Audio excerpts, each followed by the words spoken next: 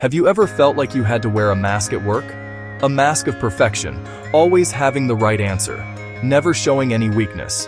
It's a heavy burden to carry every single day. We walk into the office or log into our morning meetings, armed with a shield.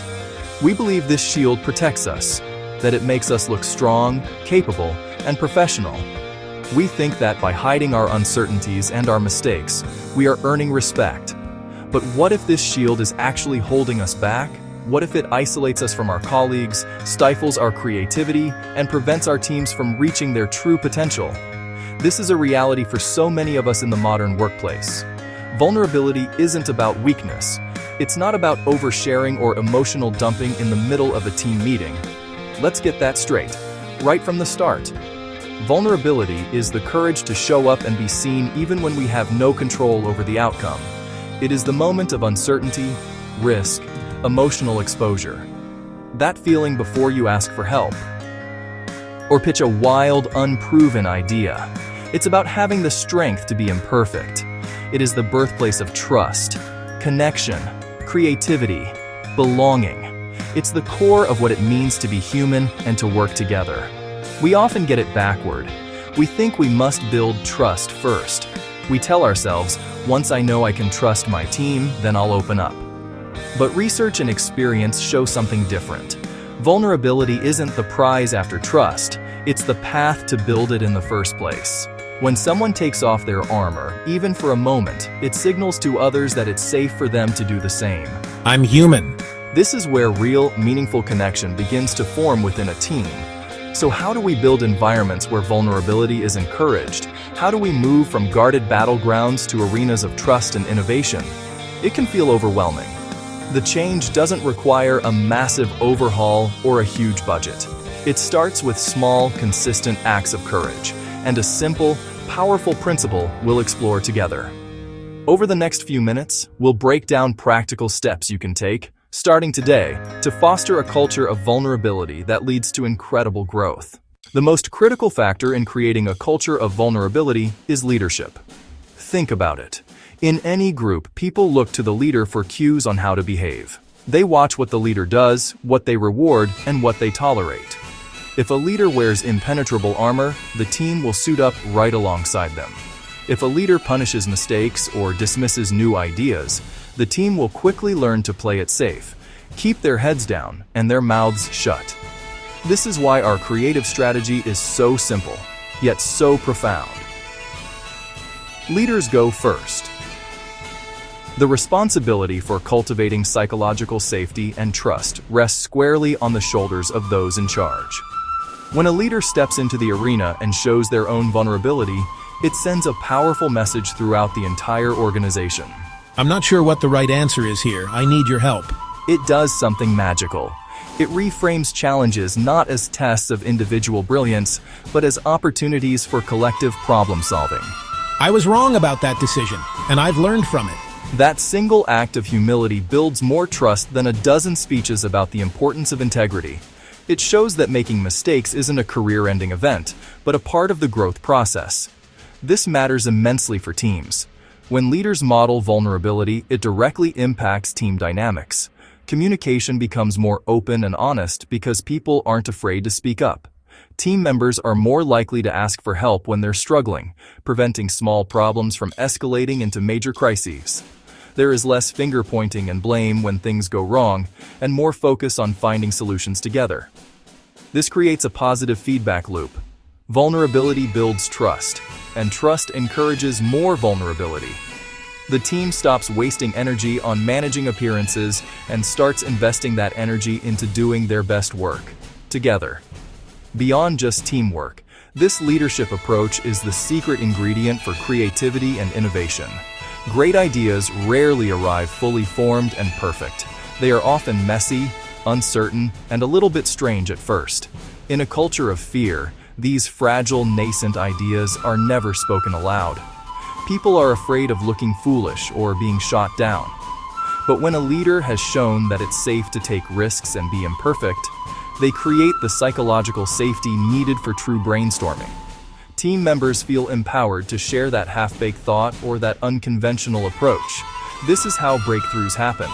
Leaders who go first unlock the creative potential of their entire team. We often think of trust as something solid and unchanging, like a brick wall built slowly over time. We imagine it's constructed from grand gestures of loyalty and proven reliability. But in reality, trust between people, especially on a team, is much more organic and alive. It's less like a wall and more like a bridge, built plank by plank through small, consistent moments of human connection. And the strongest material we have for building that bridge is vulnerability. When we allow ourselves to be truly seen by others, sharing our uncertainties and imperfections, we are laying down the very first plank. It's a quiet, powerful statement that says, "I am willing to be real with you, even if it's uncomfortable."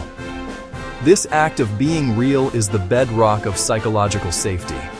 It's the shared belief within a team that it's safe to take interpersonal risks. Think about the energy we spend trying to appear perfect. We carefully craft our emails.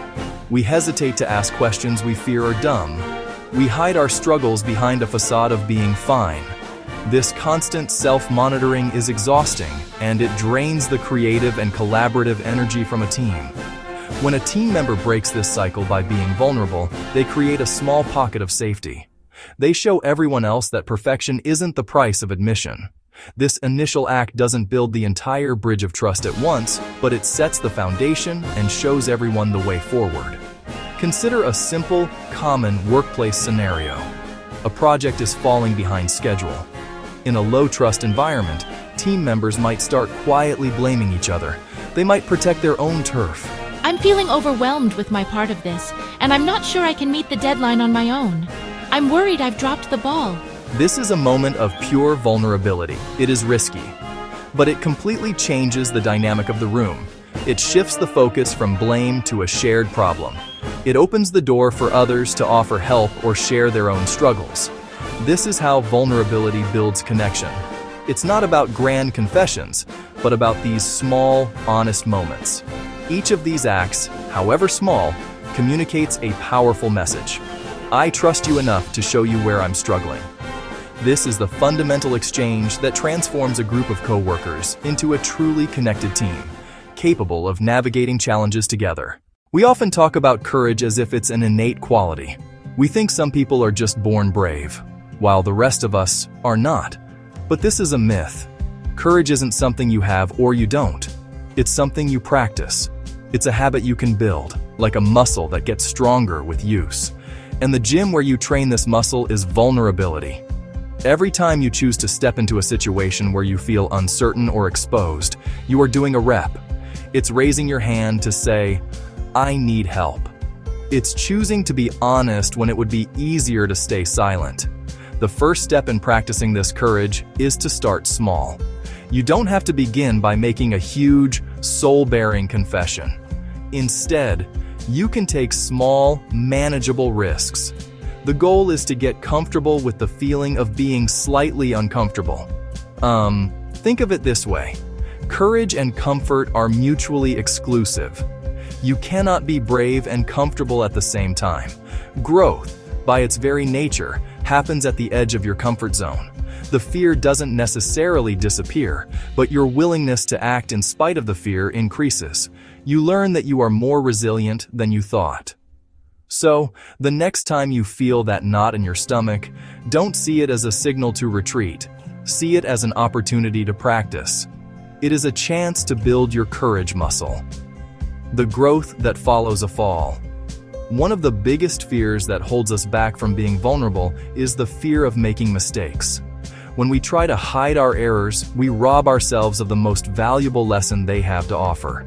We spend all our energy on covering our tracks instead of analyzing what happened. I messed up. Real growth begins the moment we have the courage to say, I messed up. Think about how children learn to walk. They stumble, they fall, they get back up again. Each fall isn't a failure. It's a data point. They are not ashamed of falling. It's just part of the process. In the workplace, we need to adopt a similar mindset. When we admit a mistake, we open it up for examination. It normalizes imperfection and reframes mistakes as collective learning opportunities. The conversation shifts from "who is to blame?" To what can we learn from this? This process is what builds resilience. It proves that our worth is not defined by our moments of failure, but by our ability to rise after we fall. A team that has gone through this process together becomes stronger and more cohesive. This is the deep, authentic growth that is only possible when we are brave enough to be vulnerable. Let me tell you a short story about a leader named Mark. Mark was brilliant, driven, and proud of always having the right answer. His team was competent, quiet, reserved. They executed his plans flawlessly, rarely offered new ideas, rarely challenged his assumptions. Mark felt frustrated. He wanted the team to be proactive, innovative, but he didn't know why they weren't. A turning point came during a major project launch. The launch missed targets. The client was unhappy. Post-mortem, the air was thick with tension. I got this wrong. I was so sure of my strategy I didn't hear warning signs. I pushed us down this path. This failure is on me. I'm sorry, I don't have all the answers. Help me figure out what we do next. For the first time, he wasn't dictating. He was inviting. One by one, silent team members began to speak. They brainstormed solutions with an energy and passion Mark had never seen before. That meeting was a U-turn for the team. The team transformed. They became engaged, innovative, loyal. Mark learned, leadership isn't being right. It's creating space to get it right, together. When a leader makes the conscious choice to set aside their armor, everything changes. This is the principle of leaders go first in action. In a culture of psychological safety, people are willing to raise red flags early and often. This allows the team to spot and correct errors before they become costly disasters. This leadership style also cultivates a deep sense of loyalty. Employees feel seen, respected, and valued.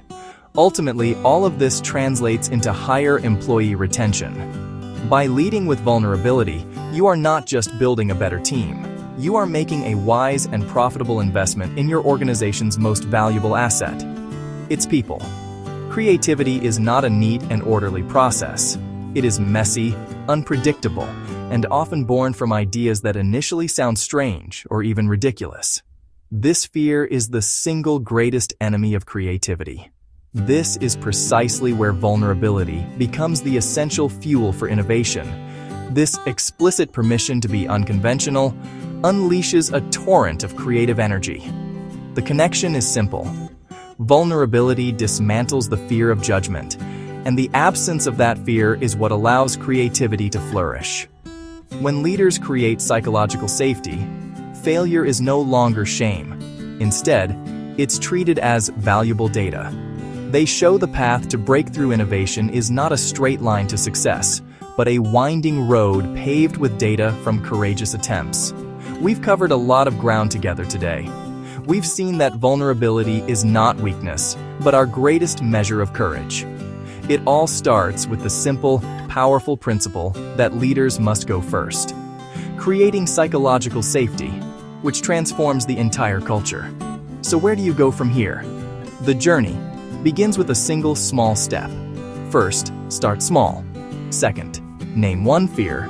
Third, ask one question. Fourth, admit one mistake. And fifth, invite ideas. It won't always be easy, and it won't always be comfortable, but it will always be worth it. You have the power to change the culture of your team, one courageous moment at a time. The real question is not whether you are ready, but whether you are willing. Thank you for spending this time with me today. Remember that showing up and being seen is what brings real connection.